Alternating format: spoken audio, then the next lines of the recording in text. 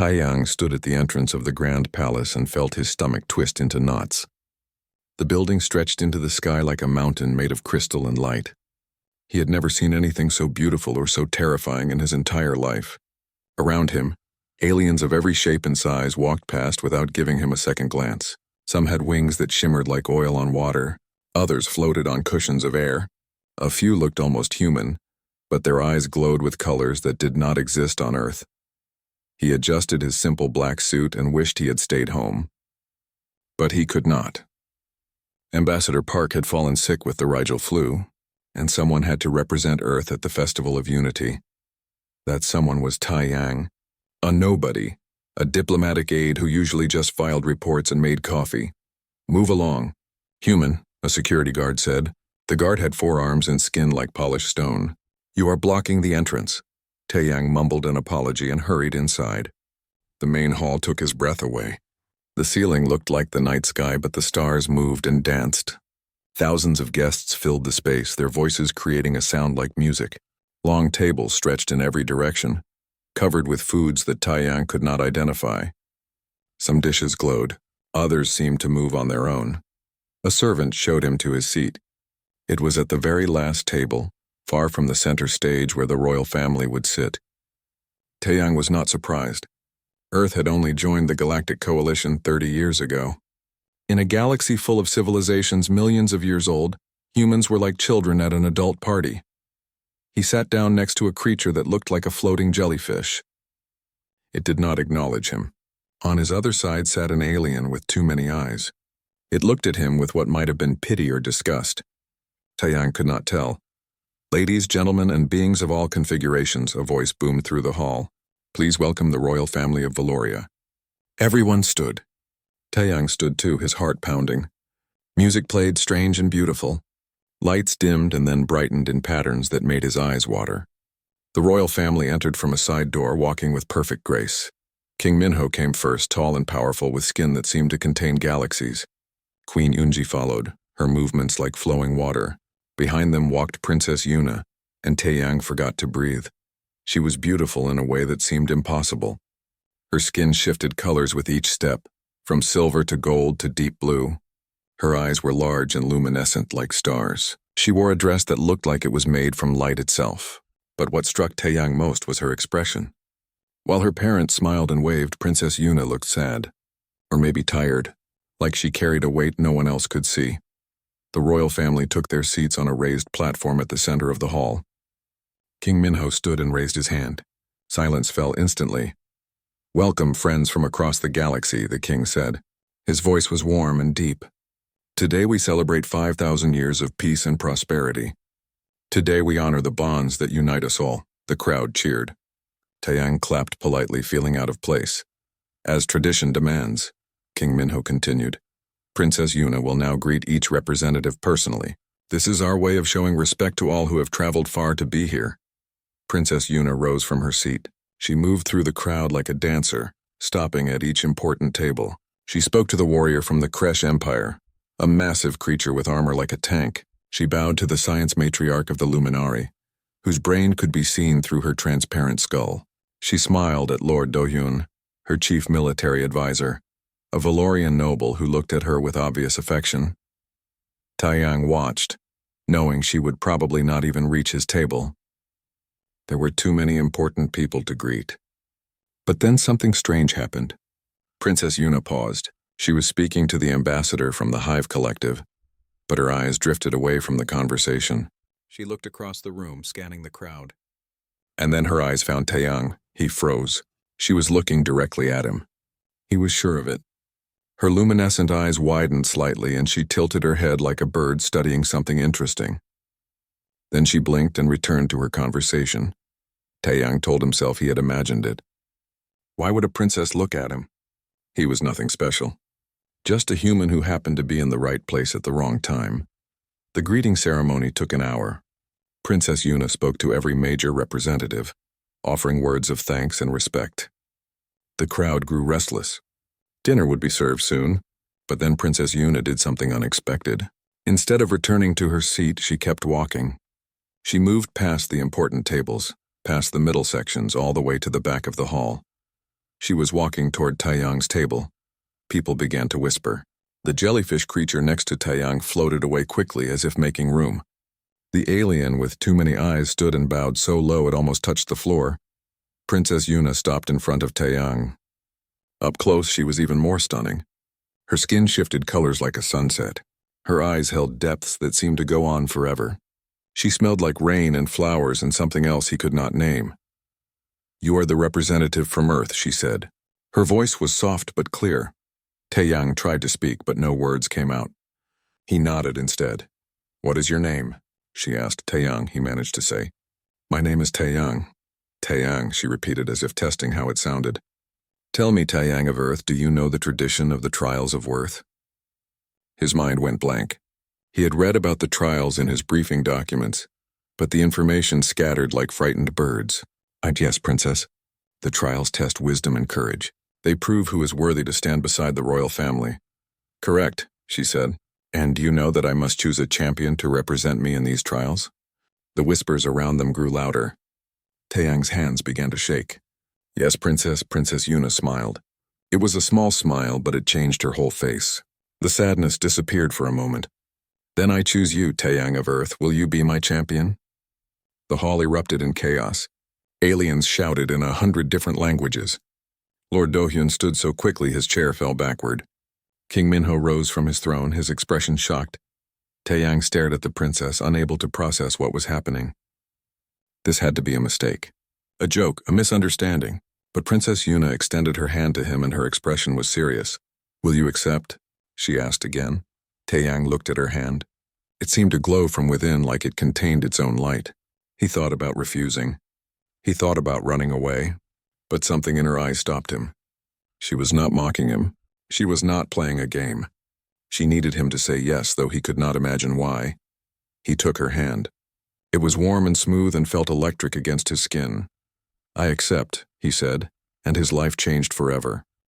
The next morning, Taeyang woke up in a room that was too large and too beautiful to be real. The bed felt like sleeping on a cloud. The walls changed colors based on his mood, and right now they were a worried shade of gray. He sat up and put his head in his hands, trying to convince himself that yesterday had been a dream. It was not a dream. He was really in the royal palace. Princess Yuna had really chosen him, and the entire galaxy was probably laughing at both of them. A knock on the door made him jump. Before he could answer, the door opened and a servant entered. The servant was a Valorian, shorter than the princess but with the same color-shifting skin. "Good morning, champion," the servant said. The word champion sounded wrong in his mouth like a joke. "The High Council requests your presence in 1 hour. I will prepare you." The servant dressed him in clothes that felt more expensive than everything he owned back on Earth. The fabric was soft and light, and it seemed to adjust itself to fit perfectly. Taeyang looked at himself in the mirror and barely recognized the person staring back. The High Council chamber was a circular room with walls made of something that looked like water but was solid to the touch. 12 aliens sat in high chairs arranged in a circle.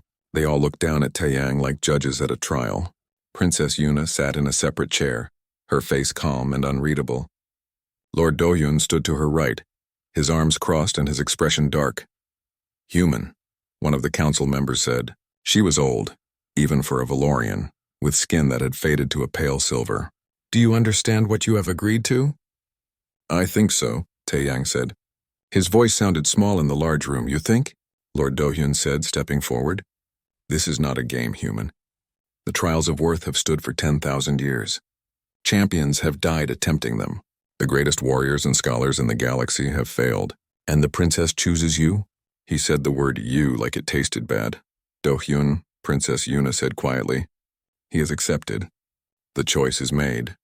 "With respect, Princess," another council member said, "perhaps the choice can be reconsidered. The human has no training, no experience. He will fail, and your reputation will suffer." "My choice stands," Princess Yuna said. Her voice was still soft, but there was steel underneath. "Taeyang is my champion," the old Valorian sighed. "Very well. Then let us begin. The first trial is the paradox of the divided colonies. 2 mining colonies on our moon of Kilos are on the brink of civil war. They cannot agree on how to share resources. 3 previous champions have tried to solve this problem. All have failed. You have 3 days. Taeyang felt his stomach drop. 3 days to solve a problem that others could not solve in years? He wanted to say it was impossible, but he looked at Princess Yuna, and she was watching him with those luminescent eyes, and he found himself nodding. "I will do my best," he said.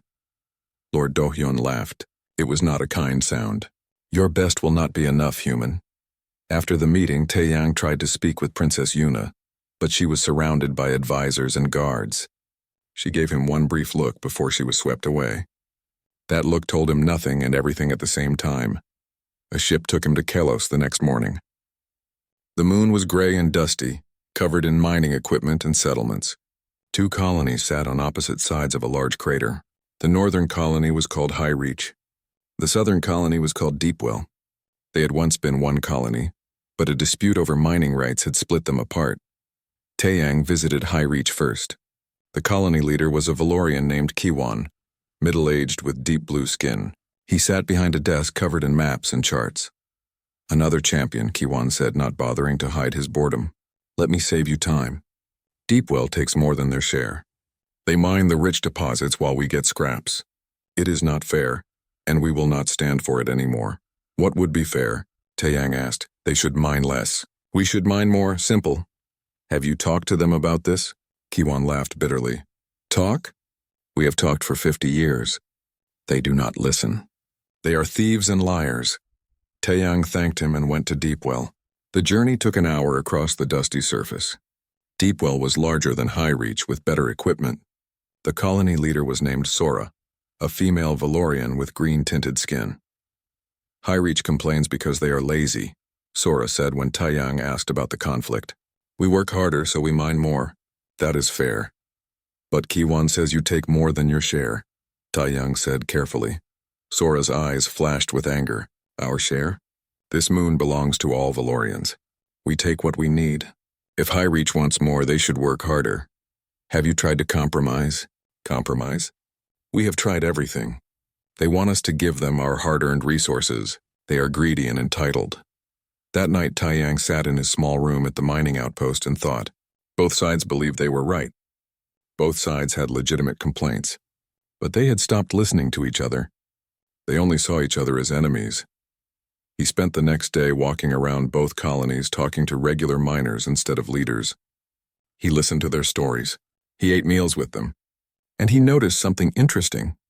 Despite all their anger and conflict, both colonies had the same decoration in their common areas. It was a symbol, a circle with lines radiating from the center like a sun.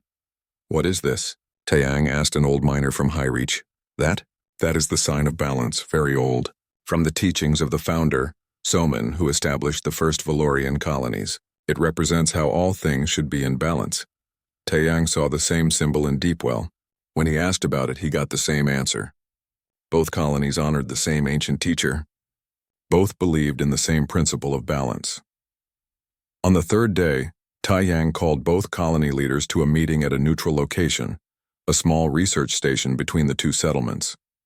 Kiwan and Sora arrived at the same time but refused to look at each other. "I am just a human," Taeyang began. "I do not understand all your technology or your history. But I have studied your conflict and I noticed something. Both of you display the sign of balance. Both of you honor the founder Soman's teachings." "Of course we do," Kiwan said impatiently. "All Valorians honor the founder." "Then you know Soman's most important teaching," Taeyang said. "Balanced reciprocity. Taking and giving in equal measure. Not taking what you need and leaving scraps for others. Not giving more than you receive until resentment grows. True balance," Sora frowned. "We know the teachings. What is your point, human?" "My point is that both colonies have forgotten them," Taeyang said gently. "High Reach, you say Deepwell takes too much, but have you offered to help them when they need it?"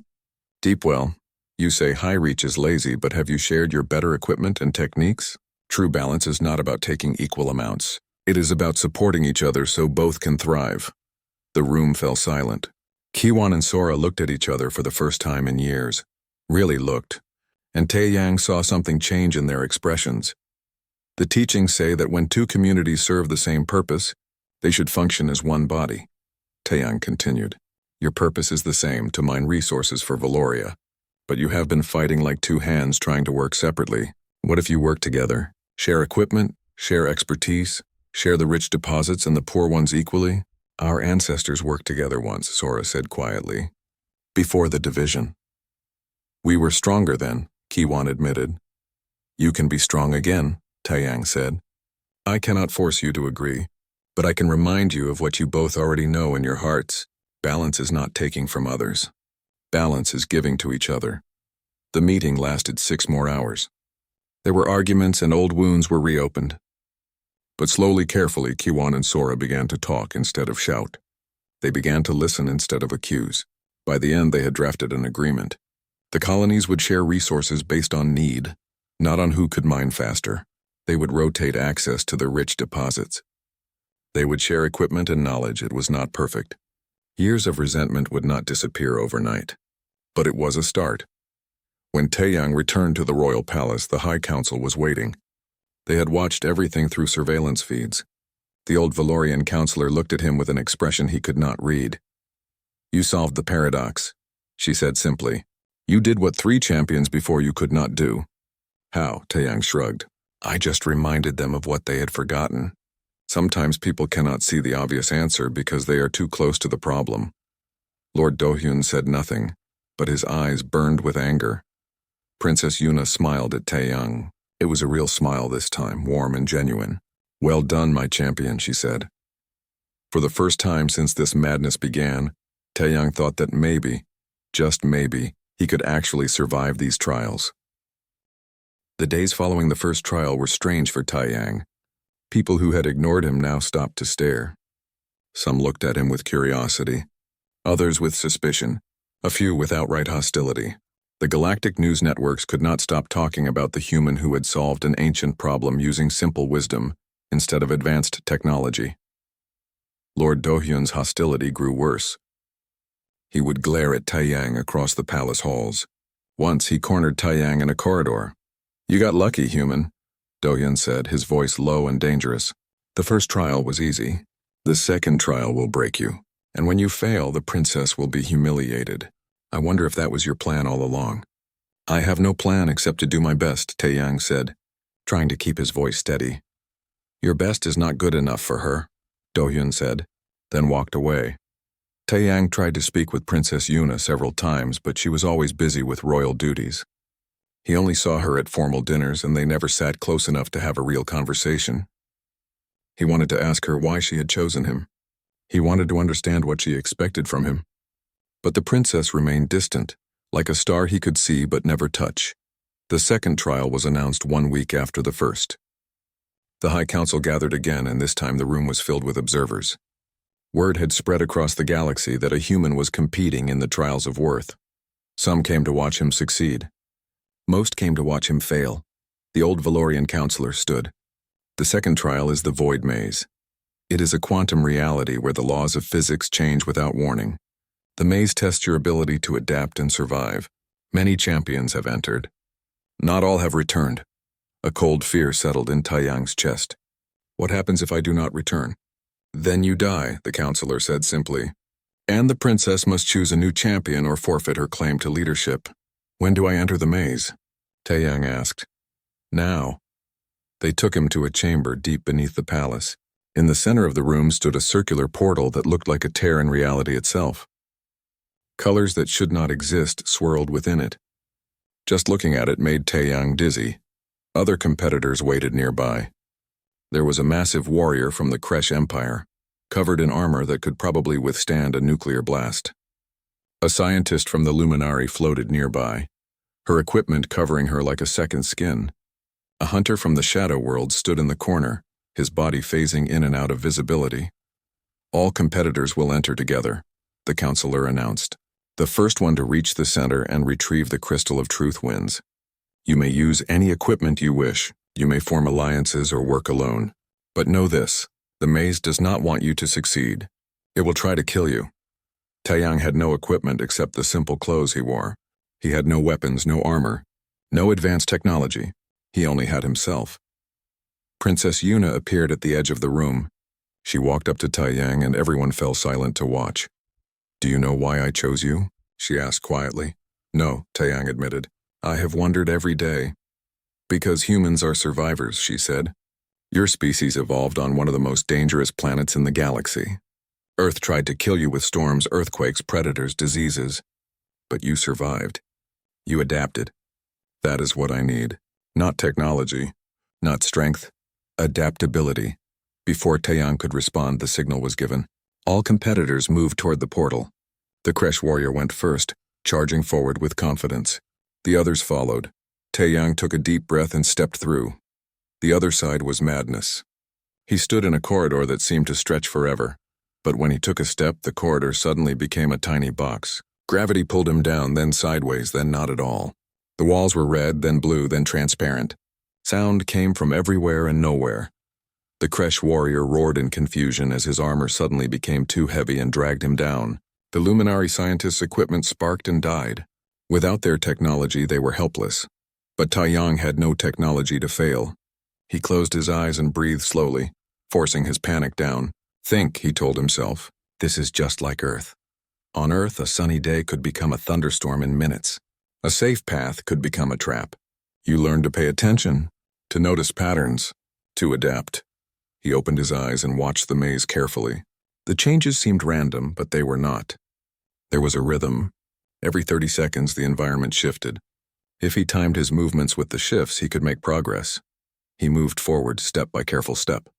When gravity reversed, he was ready and grabbed a handhold. When the floor became lava, he had already moved to the wall. When the air became too thin to breathe, he held his breath until it changed again. The maze became more difficult. Walls appeared from nowhere. Paths that led forward suddenly led backward. Time itself seemed to bend and twist. Taeyang lost track of how long he had been walking. Minutes? Hours? Days? Then he heard crying. He followed the sound and found another competitor. It was a young female from a species he did not recognize. She had blue skin and delicate features. She sat against a wall, her leg bent at a wrong angle. Blood that looked purple dripped from a cut on her head. Please, she said when she saw him. Help me. Taeyang's first thought was to keep moving.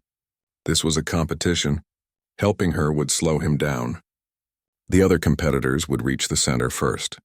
He would fail, but then he looked at her face and saw real fear and pain. He thought about what Princess Yuna had said. Humans were survivors, but survival did not mean leaving others behind. Humans had survived because they helped each other. He knelt beside her. My name is Taeyang. What is yours? Hana, she said, wincing. My leg is broken. I cannot walk. You should leave me. I am not leaving you, Taeyang said. He tore strips from his shirt and made a crude bandage for her head.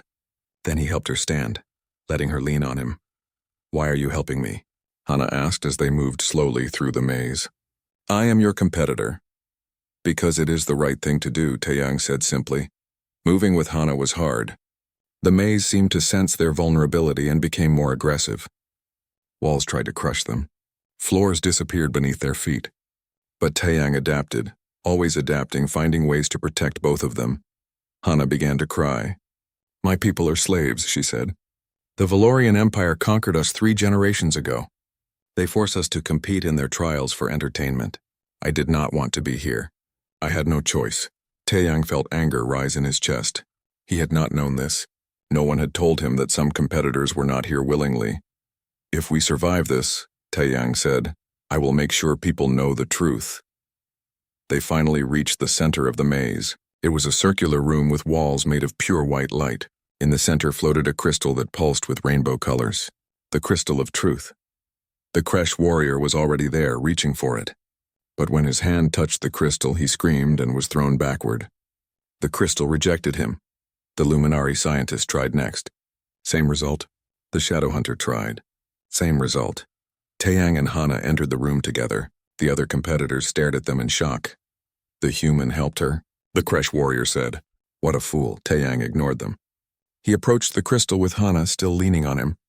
When he reached out, the crystal did not reject him. It felt warm in his hand, like holding sunlight. The maze vanished. Suddenly they were all standing back in the chamber beneath the palace. The High Council stared at them in disbelief. Impossible, one of the counselors whispered. The crystal accepted him. The old counselor stepped forward. In 10,000 years of trials, only 3 champions have passed the void maze in this way. The maze does not test your ability to survive. It tests your ability to choose. Will you save yourself or will you save others? Most choose survival. You chose compassion. Lord Dohyun's face turned purple with rage. He cheated. He was supposed to compete, not make friends. He passed the test, Princess Yuna said. Her voice was firm. That is what matters. She walked to Taeyang and took the crystal of truth from his hand. She looked at him with an expression he could not quite read. Pride, respect, something more? You continue to surprise me, Taeyang of Earth, she said softly. Then she turned to Hana. You are no longer a slave. I declare you free. Your people will be given the opportunity to petition for their freedom as well. Hana collapsed to her knees, sobbing with relief and joy. That night, Taeyang lay in his too large bed and thought about what Princess Yuna had said. She had chosen him because humans were survivors, but he was beginning to understand that she wanted something more than survival. She wanted change. She wanted someone who would not just win trials but would challenge the way things had always been done. He was just a human. But maybe that was exactly what the Valorian Empire needed. 2 weeks passed between the second and third trials. They were the longest 2 weeks of Taeyang's life. The palace felt different now. Some servants treated him with respect. Others whispered when he passed. The galactic media could not stop talking about the human champion. Some praised him. Many criticized him. All debated whether Princess Yuna had made a brilliant choice or a terrible mistake.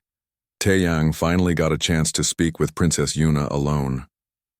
She invited him to her private garden, a place on the roof of the palace where strange flowers bloomed under an artificial sky.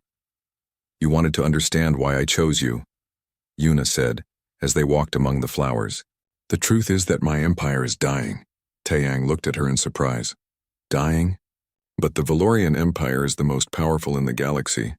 Powerful, yes, but also cold, cruel. We have ruled for so long that we have forgotten why we rule. We see other species as less than us. We take their resources. We make them slaves. We have become the very thing our ancestors fought against. She touched a flower that glowed soft blue. When I become queen, I want to change this. But I cannot do it alone. I need someone who will remind my people of what they have lost.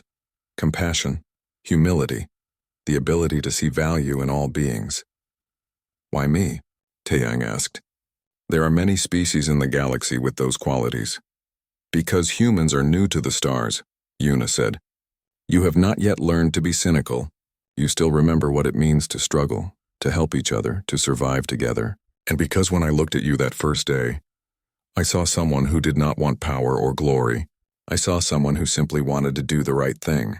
That is rare, Taeyang, especially in a place like this. Before Taeyang could respond, an alarm sounded throughout the palace. Guards rushed past them. Yuna's face went pale. What is happening? Taeyang asked. I do not know, Yuna said, but fear flickered in her eyes. They ran back inside. The High Council was in emergency session. King Minho stood at the center, his expression grave. There has been an attack on the mining colonies on Kalos, he announced. Both High Reach and Deepwell have been bombed. Many are dead. Taeyang felt his stomach turn to ice. The colonies he had helped to unite. The people he had spoken with, eaten with, laughed with, dead. Who did this? Yuna demanded.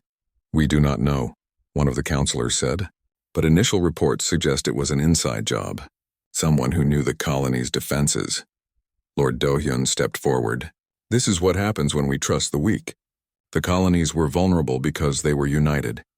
Because they shared resources instead of protecting themselves. This is the humans' fault. How dare you, Yuna said, her voice shaking with anger. Taeyang brought peace to those colonies. Peace made them weak, Dohyun said. And now they are dead. Taeyang barely heard the argument. His mind was spinning. Something about this felt wrong. The timing was too convenient. The attack came just when he had achieved his second success, as if someone wanted to make him look bad. That night, Taeyang could not sleep. He kept thinking about the attack, about Dohyun's accusations, about how quickly the Lord had been ready with his explanation. Too quickly, as if he had known what to say before anyone asked. Taeyang got up and left his room. The palace was quiet at night, but he knew there were always guards watching. He moved carefully, staying in shadows. He had learned some things from Earth's intelligence officers before leaving for his diplomatic post. How to move unseen, how to notice when something was not right. He followed a hunch and made his way to the communications center. A guard stood outside, but he was looking at his device and not paying attention. Taiyang slipped past and into the room. The communications center was full of screens showing data streams from across the Empire. Taiyang did not know how to use the Valorian technology, but he understood basic patterns. He searched for anything about the bombing. What he found made his blood run cold. There were messages sent from the palace to unknown contacts on Kilos. The messages were coded, but the timing matched perfectly with the attack. Someone in the palace had ordered the bombing. He kept searching and found more. Financial records showing large payments to mercenaries. Planning documents outlining not just the Kilos attack, but other sabotage operations. And at the center of it all was a name. Do-hyun. You should not be here, human. Taeyang spun around. Lord Do-hyun stood in the doorway with 4 armed guards behind him. You ordered the attack, Taeyang said. You killed those people. Do-hyun smiled. It was a cold, cruel expression. I did what was necessary. The princess has gone soft. She wants to give rights to slaves, to treat lesser species as equals. She would destroy everything our empire has built. I could not allow that. By killing innocent people? They were not innocent. They were weak. And weakness has no place in the Valorian Empire. Do-hyun stepped closer. You are weak too, human. You should have stayed on your little planet. But you came here and the princess chose you. And now you are a symbol of everything wrong with her vision. So I will remove you. The guards raised their weapons. Taeyang had nowhere to run. If you kill me, people will ask questions, Taeyang said, desperately trying to buy time. I will say you were a spy, that you were caught stealing information. No one will question me. I am Lord Do-hyun, Chief Military Advisor. You are just a human. He turned to the guards. Kill him. Before the guards could fire, an alarm blared throughout the palace. Red lights flashed. Do-hyun's face showed confusion, then anger. What is this? He demanded. Princess Yuna's voice came over the palace-wide communication system. Lord Do-hyun, you are under arrest for treason, murder, and conspiracy against the crown. Surrender immediately. Do-hyun's face turned purple with rage. How did she? Hana stepped into the doorway behind him. She held a small recording device. I followed him, she said to Taeyang. After you freed me, I wanted to help you. I heard rumors that Do-hyun was planning something, so I watched him. I saw him come here. I heard everything. I sent it all to the princess. Royal guards poured into the room, real ones, loyal to the princess. They surrounded Do-hyun and his mercenaries. Do-hyun tried to fight, but he was outnumbered. Princess Yuna arrived moments later. Her face was calm, but her eyes blazed with anger. Do-hyun, you have betrayed everything our empire stands for. You will stand trial for your crimes. You are making a mistake, Do-hyun said as guards put restraints on him. The empire needs strength, not compassion. You will destroy us all with your weak ideas. No, Yuna said. You nearly destroyed us with your cruelty. Take him away. As the guards dragged Do-hyun out, Taeyang felt his legs give out. He sat down hard on the floor. Hana rushed to his side. Are you hurt? She asked. No, Taeyang said. Just tired, thank you. You saved my life. You saved mine first, Hana said with a smile. Princess Yuna knelt beside them. She took Taeyang's hand in hers. I am sorry, she said. I knew Do-hyun opposed my reforms, but I did not think he would go this far. I should have protected you better. It is not your fault, Taeyang said. He made his own choices. Yes, he did. And tomorrow we will announce what he has done. The galaxy will know the truth. She squeezed his hand. There is still one more trial, Taeyang. The trial of unity. It is the most difficult one. Do you still wish to continue? Taeyang thought about everything that had happened. The danger, the fear, the close calls with death. He could walk away now. No one would blame him. He could go back to Earth and live a normal, safe life. But then he thought about the miners on Kilos who had died. About Hana, who had been a slave. About all the other species suffering under cruel laws. About Princess Yuna, trying to change an entire empire with no one to help her. I will continue, he said. Whatever the last trial is, I am ready. Princess Yuna smiled, and for the first time since he met her, he saw hope in her eyes. Then we face it together, she said. The news of Lord Do-hyun's betrayal spread across the galaxy like wildfire. Some people were shocked. Others said they had always suspected he was corrupt. The trial was quick and public. Evidence was overwhelming. Do-hyun was found guilty of murder, treason, and conspiracy. He was sentenced to life imprisonment on a prison planet far from Valoria. But the damage he had done remained. The bombing on Kalos had killed 37 miners. Families were torn apart. Trust was broken. And worst of all, Do-hyun had planted seeds of doubt. Some people now believed that unity made you weak, that compassion was dangerous, that the old ways of strength and dominance were better. The third and final trial was announced 3 days after Do-hyun's sentencing. The High Council gathered once more, but this time the mood was different. They no longer looked at Taeyang with contempt. Some even seemed respectful. The old Valorian counselor spoke. The final trial is the trial of unity. You must bring together 5 different species to complete a cooperative task. You have 24 hours, but there is something you should know. She paused, her expression grave. Lord Do-hyun was not working alone. He had allies among the noble houses who share his beliefs. They have arranged for your task to be impossible. The 5 species you must unite are ancient enemies. They have been at war with each other for generations. They hate each other more than they hate anything else in the galaxy, and we have reason to believe that Do-hyun's allies have spread lies about you to these species. They already distrust you before you even meet them. That is not fair, Hana said.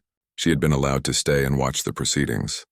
The trial is supposed to be difficult, not impossible. The trial has always been this way, the counselor said. Champions must overcome whatever obstacles they face. That is the point, Princess Yuna stood. I trust Taeyang to find a way. He has succeeded where others have failed. He will succeed again. The 5 species were brought to a neutral station orbiting Valoria. Taeyang met them in a large conference room. The tension was so thick he could almost touch it. There was Jinwoo representing the Kresh Empire. He was massive and covered in armor, with eyes that burned like hot coals. Next to him sat Mirai from the Luminari Collective. She floated in her energy field, her brain visible through her transparent skull. Across from them sat Tae-hyun from the Shadow Worlds, his body constantly flickering between solid and invisible. In the corner stood Bora, a representative of the Crystal Singers, her body made of living crystal that rang like bells when she moved. And finally there was Sunho from the Hive Collective, a single consciousness controlling a dozen small insectoid bodies. They all glared at each other with centuries of hatred in their eyes. Why should we listen to you, human? Jinwoo demanded. Your species is weak and primitive. I heard you helped arrest Lord Do-hyun, Mirai said. Do-hyun wanted to protect Valorian strength. You destroyed that. You are an enemy of order. My people have suffered under Valorian rule, Tae-hyun said, his voice like whispers in the dark. You work with the Valorians. That makes you our enemy too. Taeyang took a deep breath. This was worse than he had imagined. They did not just distrust each other. They distrusted him too. You are right, Taeyang said. I am human. My species is young and not very powerful. We have no advanced technology. We have no great military. We are nobody special in this galaxy. Then why are we wasting time with you? Bora asked, her voice like crystal chimes. Because maybe that is exactly what you need, Taeyang said. Someone who is nobody. Someone who is not part of your ancient feuds and old grudges. Someone who can look at all of you and see what you cannot see about yourselves. And what is that? Sunho asked, his dozen bodies speaking in unison. That you are all the same, Taeyang said. The room exploded with angry voices. How dare he compare them to each other? They were nothing alike. They were enemies. Taeyang waited for the shouting to stop. You are all the same because the Valorian Empire has hurt all of you. Jinwoo, your empire was forced to give up 3 planets in tribute. Mirai, your collective was denied access to research materials you needed. Taehyun, your people have been hunted and killed for sport. Bora, your crystal gardens were strip-mined for profit. Sunho, your hive was split apart and scattered across different worlds. The Valorian Empire did this to all of you, not each other. The Valorians. The room fell silent. No one could argue with his words because they were true. My people have a history like yours, Taeyang continued. For thousands of years, we fought each other. We were divided by the color of our skin, the language we spoke, the gods we worshipped. We killed each other over these differences. We thought we were enemies. But then we finally understood something important. Our differences were not the problem. Our real enemies were those who wanted to keep us divided, because divided people are easier to control. What are you suggesting? Mirai asked. I am suggesting that you have all been fighting the wrong enemy. You hate each other because the Valorians wanted you to hate each other. As long as you fight among yourselves, you cannot unite against them. As long as you are enemies, you are weak. Even if that is true, Jinwoo said slowly, what can we do? The Valorian Empire is too powerful. We cannot fight them. I am not asking you to fight, Taeyang said. I am asking you to work together. To show the galaxy that cooperation is stronger than domination. To prove that different species can unite for a common purpose. And what purpose is that? Taehyun asked. Building something better, Taeyang said. The trial asks that we complete a cooperative task. The task I propose is this. Create a petition together, a formal request to the Valorian Empire, asking for equal representation in the Galactic Coalition. Not war, not revolution. Just the right to have your voices heard. Bora laughed, a sound like breaking glass. They will never agree. The Valorians would rather die than share power. Maybe, Taeyang said. But Princess Yuna is different. She wants change. She wants to make the Empire better. If we show her that different species can work together peacefully, that we can unite without violence, she will listen. And if she listens, others will follow. The 5 representatives looked at each other. Centuries of hatred did not disappear easily. But Taeyang saw something shift in their expressions. Not trust, not yet. But possibility. I will try, Mireille said finally. If only to see if this human is as clever as he seems. One by one, the others agreed. They spent the next 20 hours working together. There were arguments. There were moments when old hatreds flared up and someone stormed out of the room. But each time, someone else would bring them back. Slowly, painfully, they found common ground. The petition they created was simple but powerful. It called for equal voting rights in the coalition. It asked for an end to slave labor. It requested that smaller species be given the same opportunities as larger ones. And it was signed by 5 species who had been enemies for generations. When the 24 hours ended, Taeyang brought the petition to the High Council. He also brought the 5 representatives with him. They stood together not as enemies but as allies. The High Council stared at the document in silence. King Minho read it carefully, his expression unreadable. Finally he spoke. This is remarkable, he said quietly. You have done what I thought was impossible. You have united enemies. The human passed the trial, the old counselor announced. He has completed all 3 trials of worth. He is proven as a champion. The gathered crowd erupted in applause. But Taeyang barely heard it. He was watching Princess Yuna. She stood and walked to the center of the chamber. The trials are complete, she said, her voice carrying across the room. Taeyang of Earth has proven himself worthy. But more than that, he has shown us something we had forgotten. Strength is not about domination. True strength comes from unity, from cooperation, from seeing value in all beings. She turned to her father. I propose that we accept this petition. I propose that we grant equal representation to all species in the coalition. And I propose that Taeyang be named my grand advisor, the first non-Valorian to hold this position. The chamber fell silent. This was unprecedented, shocking, revolutionary. King Minho stood. You ask for much, daughter. I ask for what is right, Yuna said. The king looked at Taeyang for a long moment. Then he smiled. Then I agree. Let it be done. 3 days later, a grand celebration was held. It was different from the first feast Taeyang had attended. This time, there were no rigid hierarchies. Species that had never spoken to each other now sat together at the same tables. The 5 representatives that Taeyang had united were guests of honor.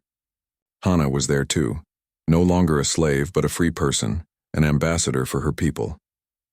Princess Yuna found Taeyang standing on a balcony overlooking the city. The lights of Valoria Prime stretched to the horizon like a sea of stars. Are you happy? She asked. Taeyang thought about the question. I am terrified, he admitted. I am just a human. I do not know if I can do this job. I do not know if I am smart enough or strong enough. That is exactly why you are perfect for this job, Yuna said. She stood beside him looking out at the city. Someone who thinks they know everything is dangerous. Someone who questions themselves, who tries to do better, who admits their weaknesses. That person can actually make a difference.